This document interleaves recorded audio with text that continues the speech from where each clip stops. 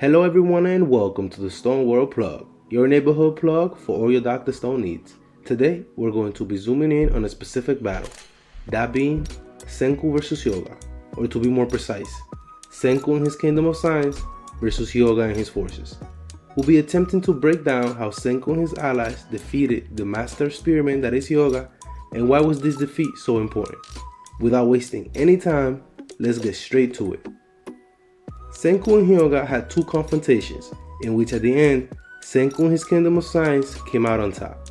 I stress you not to get confused between coming out on top and defeating the opponent, because Senku and his forces quite clearly did not defeat their enemy.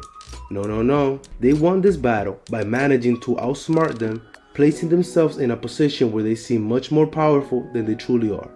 Oh, the bluff, one of the most powerful weapons in Senku's arsenal. Yes, ladies and gentlemen, Senku bluffed his way into victory in this one. The first time Hyoga and his forces arrived at Ishigami village, Hyoga could have easily decimated Senku and everyone else in the village. The main reason they were able to thwart off the attack was because Hyoga and his forces believed that Senku had already developed guns, which was far from the truth. As we know, Senku had just a little bit of gunpowder and fired it just as a sign of strength, having magma smash a rock at the same time to make the shot more impactful. After this show of force and the persuasive performance put on by Gen, telling them to flee that the village already has guns, Hyoga and his men retreated some distance away from the village. If Hyoga would have seen through his bluff and pressed on with his attack, the battle would have ended totally different. After this defeat, Hyoga wanted to regroup with Tsukasa to build a larger army before attacking.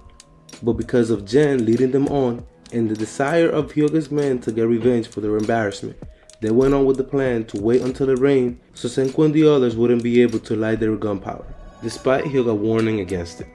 In my analysis, Hyoga's plan to regroup with Tsukasa and build up their army would have probably been the best course of action for the Kingdom of Might, because of one key difference, and that is because it would have changed when Tsukasa would have learned about Senku's survival. It also would have changed what intel he would have gotten. We'll see later on why that will turn out to be important. After just 3 days, a storm came, so the time for them to attack the village had arrived. But these 3 days would turn out to be crucial time wasted for them. Senku, along now with the help of the entire village, managed to create Japanese katanas in these 3 days, increasing greatly their combat capabilities. This development will go on to give the Kingdom of Science the upper hand against all of Hyoga's forces, all except for Hyoga himself, who he proved to be unmatched even against the entire fighting team wielding katana swords. Things looked very dire at the moment, since they were all poised to lose this match against the fearsome Hyoga. The absolute only reason they were able to hold off Hyoga was again because of our great mentalist spy, Gen, along with the assistance of our secret special detective, Suika. Suika had followed the clues left behind by Gen in order to follow them and deliver to him a small finger-sized blade, which he will go on to use to leave a small cut in the strap holding the spear blade on Hyoga's weapon. This cut will prove to be enough to break apart his weapon after some use in battle. And although Hyoga is incredibly strong, without his weapon, his power is cut greatly. Thanks to this, they were able to fend off their attack. But Hyoga's right hand and possible lover, Hamura, had already infiltrated the village and lit up most of the homes, forcing everyone out of the village. This was of course their plan from the beginning, to lure the villagers out and then capture a hostage.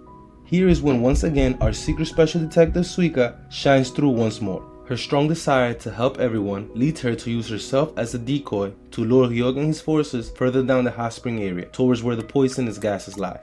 After leading them there, a strong gust of wind blows the poisonous gases in their direction.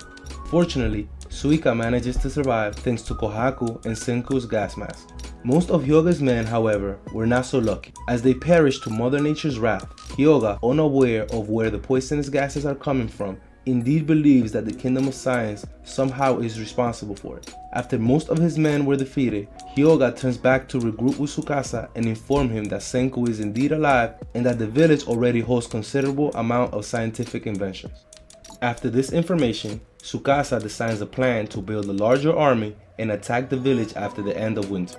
You see, as it was already, they had to prepare for the arrival of winter. And since they had control of the cave and the nitric acid inside of it, Tsukasa knew that Senku could not revive anyone.